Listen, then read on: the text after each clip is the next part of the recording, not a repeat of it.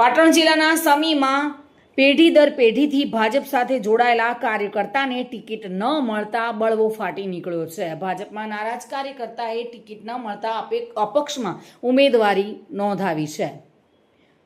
તાલુકા પંચાયતની સીટ પરથી ભાજપના કાર્યકર્તાએ અપક્ષ ઉમેદવારી નોંધાવી છે. સમીના દાદકા ગામના જાદવ ઉષાબેન અજાભાઈ દ્વારા ભાજપ પક્ષમાં ટિકિટ માંગી હતી. જોકે ભાજપ દ્વારા મેન્ડેટ ન આપતા કાર્યકર્તા નારાજ થયા હતા અને મામલતદાર કચેરી ખાતે પહોંચી અપક્ષ ઉમેદવારી નોંધાવી છે.